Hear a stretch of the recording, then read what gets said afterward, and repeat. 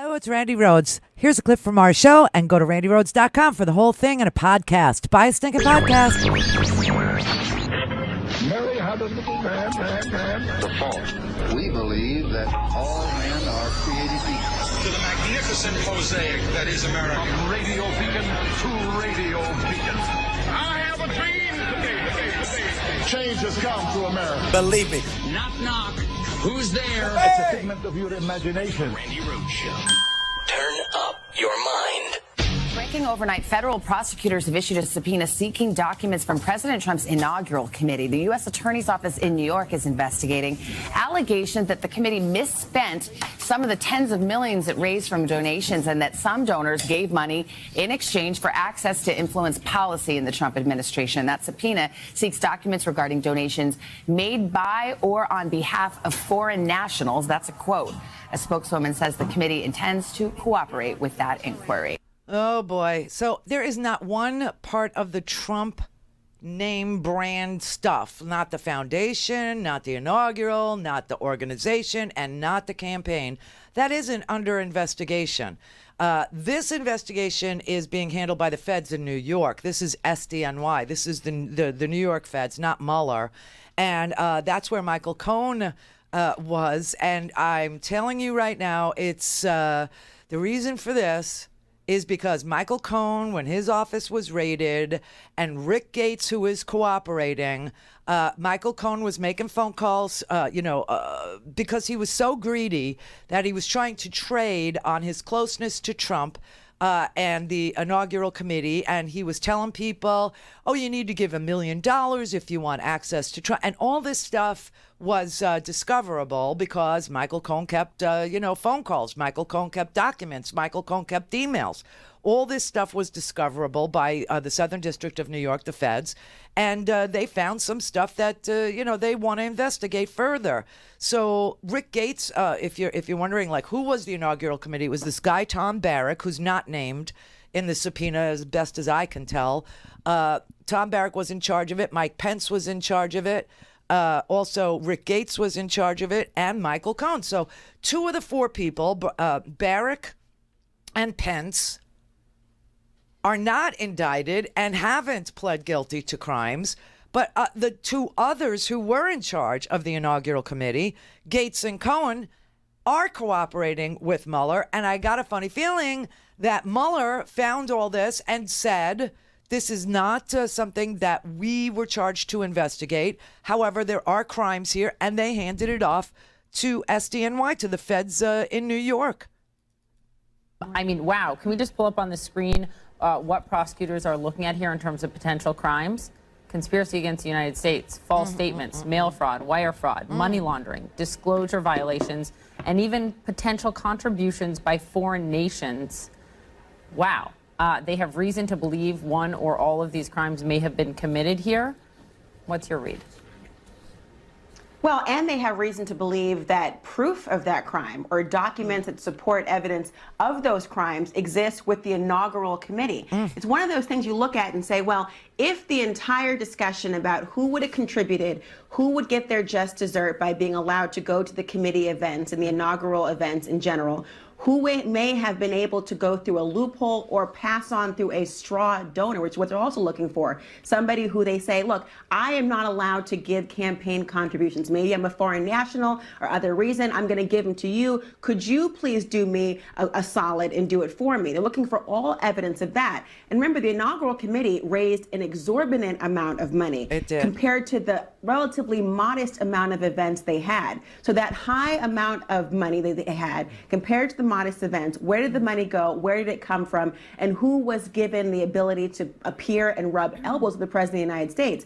It also tells me, Poppy, that, again, a second case has been farmed to the SDNY.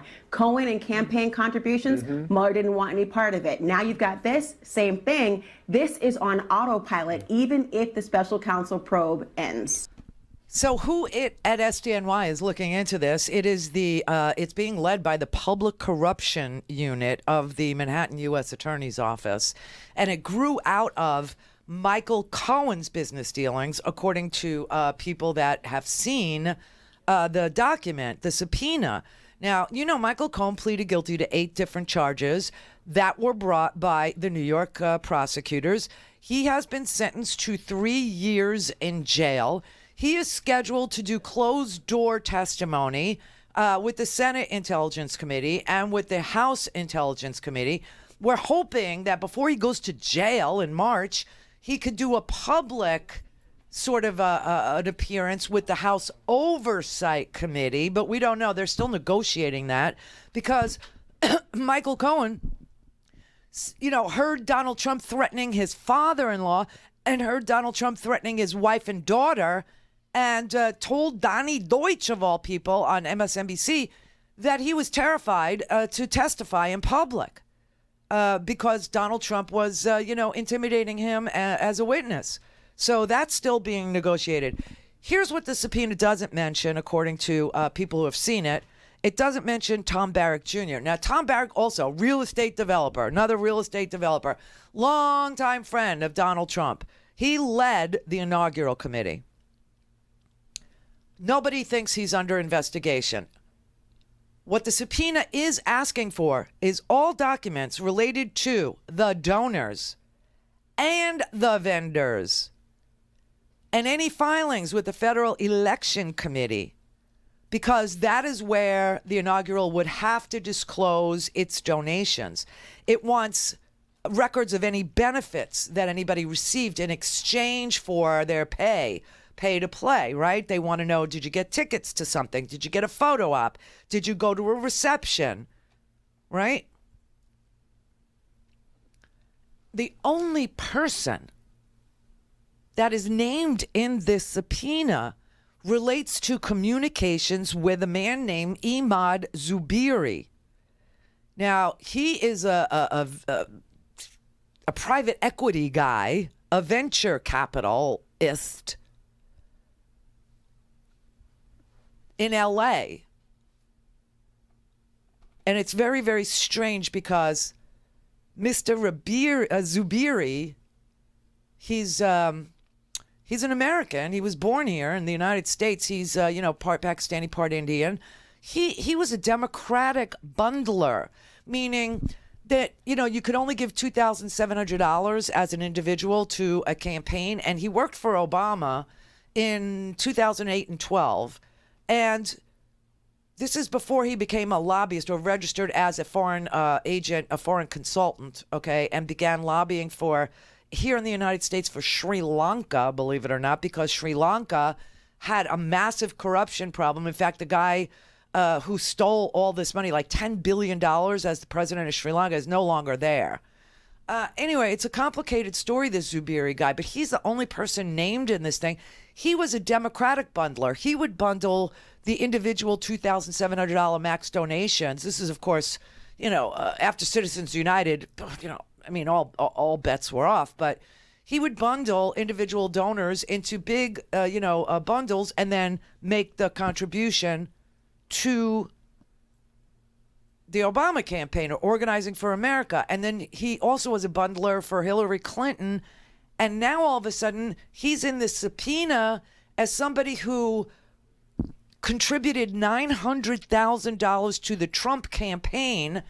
And Michael Cohen told him that he needed to give an additional $1 million in order to have access to the Trump administration. Now, the comment from his camp is Imad knows nothing about a subpoena other than what's being written tonight. A spokesman for Mr. Zuberi said, it's well known that after supporting President Obama and later Hillary Clinton, Imad gave generously and directly to the Trump Inaugural Committee. But many others gave substantially more. If in fact he is named in the subpoena, never mind somehow alone, he is bewildered as to why.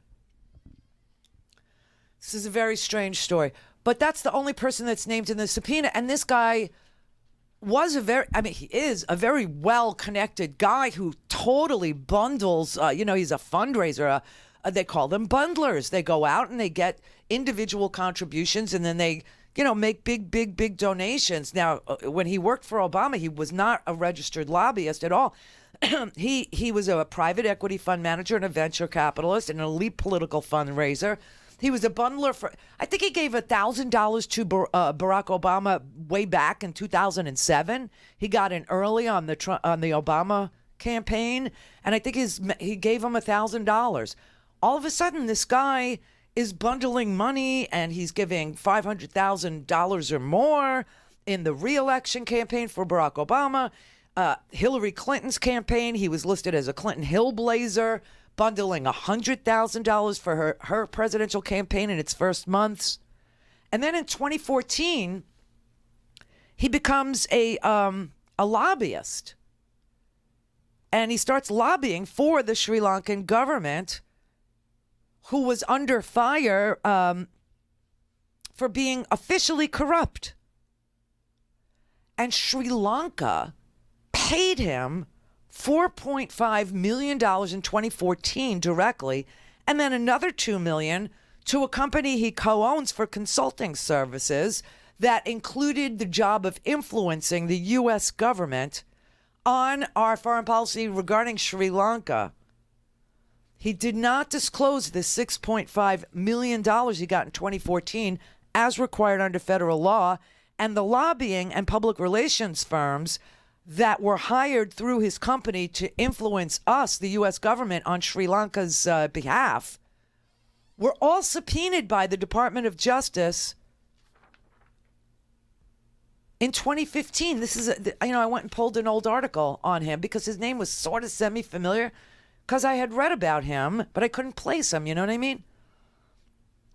So there was another DOJ investigation into him because our Department of Justice was looking for the public assets that were stolen from Sri Lanka.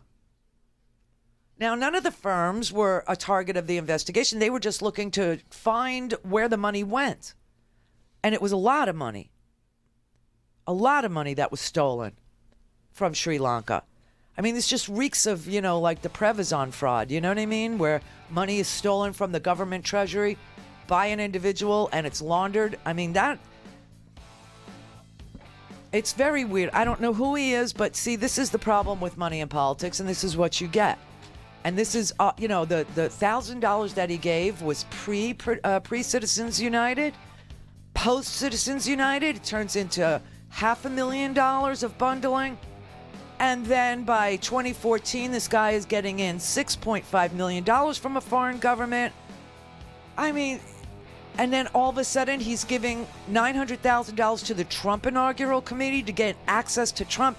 And Michael Cohen's on the phone with him telling him you got to give an additional $1 million if you want to, meet privately with Donald. It's all for sale. I mean, the corruption is like, it's like a foreign country. It's like a banana republic. Randi Rhodes Show is live on RandiRhodes.com and the free Progressive Voices app for Android and iOS. Visit the App Store or ProgressiveVoices.com now. Oh, look, everybody. Somebody's on a book tour. Christie was everywhere. You know what really blew my mind last night about Christie? Christie went on MSNBC last night. Didn't MSNBC hunt him on Bridgegate like a little Zoidzia? Oh my God, they were hunting him on Bridgegate, which he got away with. But I mean, honestly, this man is shame. He goes on MSNBC last night. He sat down, had this really friendly interview, and then this, he's on State of the Union, and he's like, why? Because he's got a book to sell. Unbelievable. But he was asked about this inaugural committee subpoena, okay? And here's what he said. Well, I've always thought that the Southern District of New York investigation was much more concerning than the Mueller investigation for a simple reason. They have tour guides and no restrictions.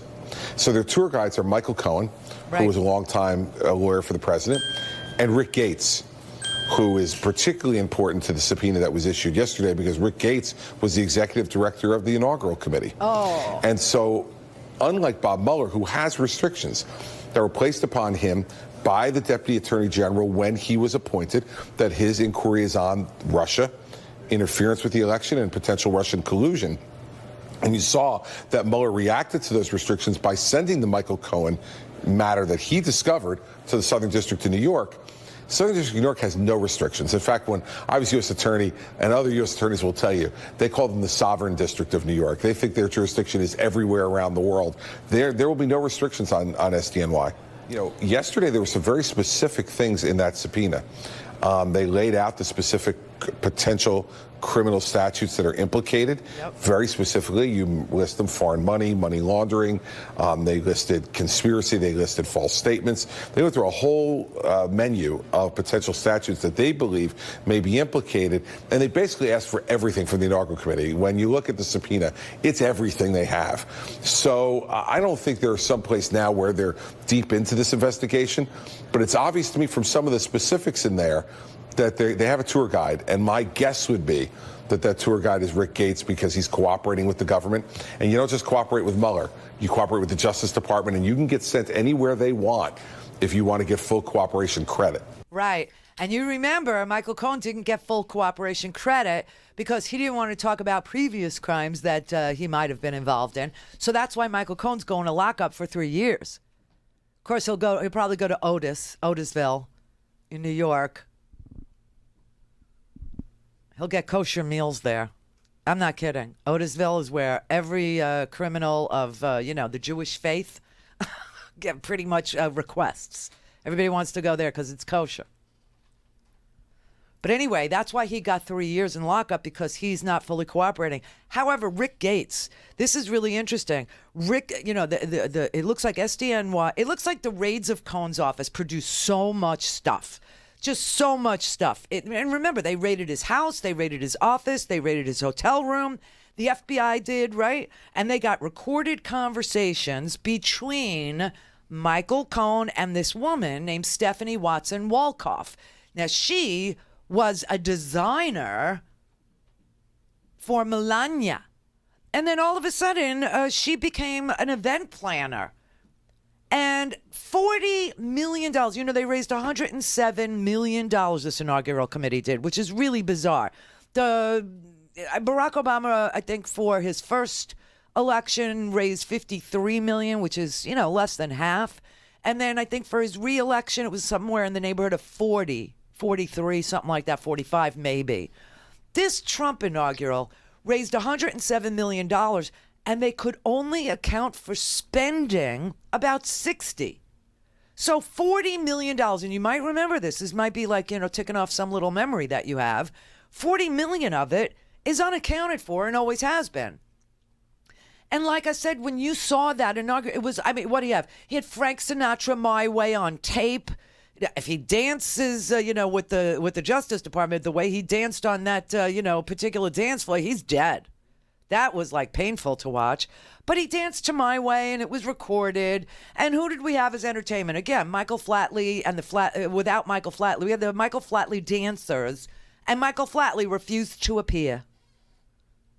That was weird. Remember that? And then you had like Lee Greenwood singing his old, song that Trump uses at all his rallies, to start his rallies. Proud to be an American. Where at least I know I'm free. I can own an AK-47 and a shotgun and an Uzi. You know that song, right? So what did he spend all this money on? It was just terrible. So now the Trump Organization, the Trump Foundation, the Trump Inaugural Committee, the Trump campaign, everything Trump owns is literally being investigated for conspiracy to defraud the United States, for money laundering, for stealing, literally taking the money and using it for, purposes, that were never divulged, of taking foreign money, which is prohibited by U.S. law. We have the one campaign finance law. We have like the one that says you can't take foreign money. And of course, it seems like he did. And Rick Gates was in charge of the Inaugural Committee, and the federal prosecutors have asked Rick Gates about the spending by the Inaugural Fund, and they wanted the list of donors, and he has met with the prosecutors in Manhattan, and apparently he's singing. He's singing like Barbra Streisand on a clear day. And SDNY is going to be able to see forever into Donald Trump's finances. I mean, this is just incredible. Now, I will tell you that Michael Cohen got $10 million for the inaugural committee. I mean, this is just crazy. And he's, Michael Cohen wasn't part of anything. Michael Cohen didn't work. Well, it looks like the Manhattan federal prosecutors have asked this Tennessee developer, all developers. You remember when I talked to Craig Unger the other day about the decades-long relationship Trump has had with the Russians? And everyone that he knows and everyone that he was, doing, they're all real estate people, all of them. So there's this guy in Tennessee. His name's Franklin Haney. Manhattan, the feds asked him for documents related to a $1 million donation he made to the inaugural committee in 2016. It appears that Mr. Haney gave Michael Cohen $10 million to have access to Donald Trump at one point because Michael Cohen was representing himself as somebody with a close relationship to Donald Trump, who could get you in front of Donald Trump, who could get you meetings with Donald Trump, who could get you a phone call with Donald Trump, whatever, in his executive time. This is what he's doing. And he got paid. But it looks like they have publicly identified vendors who and did the accounting for the money that was paid to them, and it only accounts for $61 million of the $103 million that was spent. Now, they raised $107. So where's $4 million and where's $40 million? It's just unbelievable. Now, this is double what his first inaugural cost, and it's more than double, what his second inaugural cost. And it looks like people who gave $1 million or more, Sheldon Adelson, AT&T. Why? Because of the AT&T Time Warner merger. Remember that? Caused all of this controversy, all of this, right? Boeing, over $1 million. And guess who our acting Secretary of Defense is? Mr. Shanahan is a Boeing executive. Isn't that special? Man has no military experience whatsoever. But it's okay with Trump because he's smarter than the generals and he knows to pull troops out of here and here and here and then to put them over there. Yeah, because he and CENTCOM, the commander of CENTCOM today, journalists asked him whether or not he was consulted about the troop withdrawal plan for Syria, and he said, no, I wasn't consulted. He said, I'm aware of it now because he has to execute it. But he wasn't aware of it. Nobody consulted it. So it's very weird. So now we have a Boeing executive as acting Secretary of Defense. And the Manhattan Fed's, investigation apparently rose out of the materials that they took in April when they raided his Michael Cohen's house, his office, and his hotel room. And apparently they found a conversation with Melania's decorator, who, was complaining to Michael Cohen about where's all the money. So this particular subpoena is insane. I mean, the amount of statutes that they, that they name that they believe were violated, meaning they have, proof, evidence that they could prove in court that the inaugural conspired to defraud the United States of America. That is one of the charges in this subpoena. I mean, it blows your mind. It's like Donald Trump and also, I got to tell you this. There's two other amazing articles today, both of them from BuzzFeed. But oh my God, this BuzzFeed article. Oh, there's two of them. Oh, this is crazy. Okay, so secret files that BuzzFeed has its hands on show that the Donald Trump effort to build the Trump Tower in Moscow was much, much, much more than what Donald Trump has said it is. That they have a cache of internal Trump organization documents that lay bare the secret negotiations that continued long after Michael Cohen says the deal was abandoned. They said that they have all kinds of documents that show a long-running, detail-oriented effort that was directly entwined with the Trump campaign, and that how Trump went from rally to rally, denying any of his dealings with Russia, that these documents coincide with that period in time, and it clearly shows that Michael Cohen and Felix Sater, both of them cooperating now, worked with not just the Trump organization, not as Trump organization, but that they work with Trump, that they worked with Ivanka, that there were designs, that there were plans, that there were documents, and it was a 100-story building miles from the Kremlin, and that they believed that they needed Putin's support to pull this off. And so they were telling Donald Trump to praise Putin, and at the same time, they were plotting on the other side for Putin to declare his support for Trump.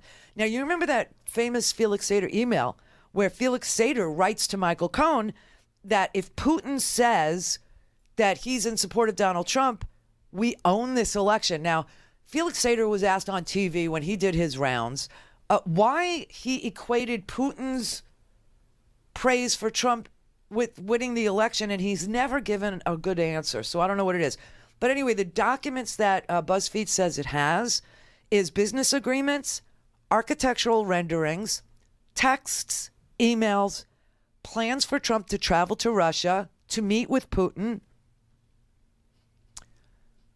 new negotiations,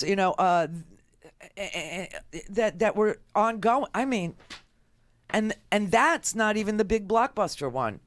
The big blockbuster one is that you remember the Trump Tower meeting. Well, it was not just Natalia Veselnitskaya that was there, and it wasn't just a translator that was there.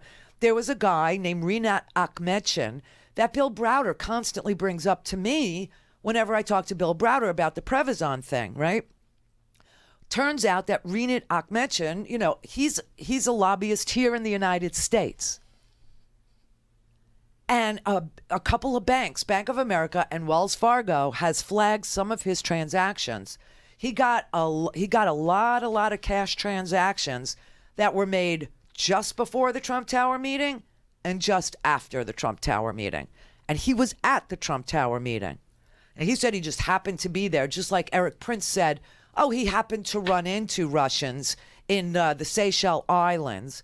And now we're finding out that that meeting was set up through a Lebanese guy that's also friends in the Trump circle, George Nadler, and that he set it up with the United Arab Emirates, doing the invite to the Russians, and that they were all planning this meeting in the Seychelles to open up a back channel for Russia to communicate with Donald Trump outside of the eyes and ears of the intelligence community.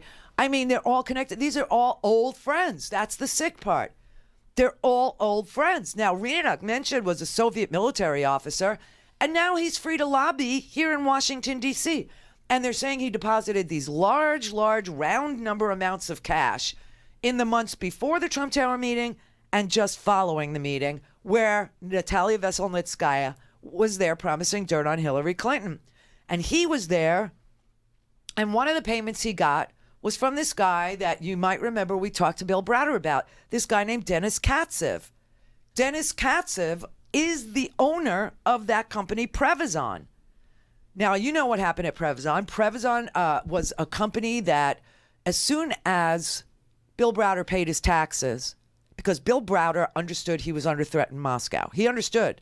His lawyer, Sergei Magnitsky, understood. They were going to come after him.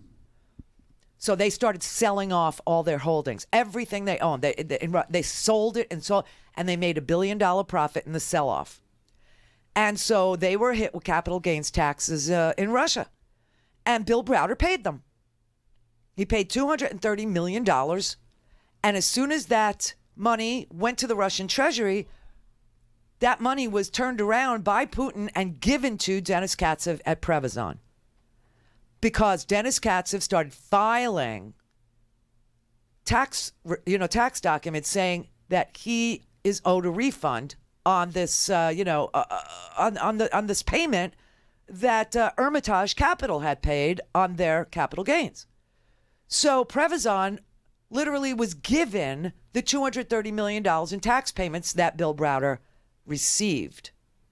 That was called the Russian Treasury fraud. And the fraud, the money that was fraudulently taken from the Russian Treasury paid by Bill Browder was given to Dennis Katsev in this company, Prevezon. He is the actual owner of Prevezon.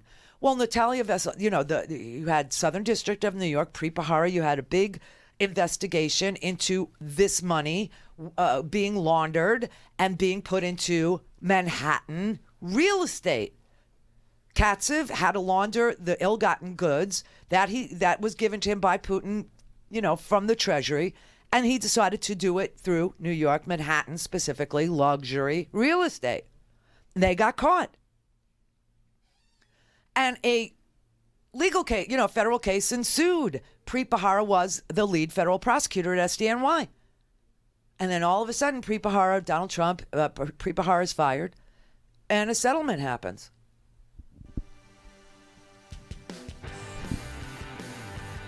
Well, it looks like Rinat Akhmetshin was at this Trump Tower meeting representing Denis Katsev, the owner of Prevezon.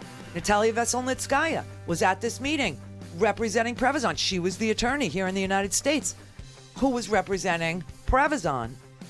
And now all of a sudden, we find out that they were talking about the Magnitsky Act, which happened because Sergei Magnitsky, Bill Browder's attorney, uncovered this fraud, and the Russians killed him. Vladimir Putin literally killed him. See, Magnitsky thought he would go to the Russian government and tell them, Denis Katsev stole all this money and blah, blah, blah, and here's your money. It belongs to you. It belongs to the Russian people. It belongs to the Russian treasury. And instead, Putin had him jailed and then beat him to death with a rubber hose. Go to RandiRhodes.com for the whole thing and a podcast. Buy a stinking podcast.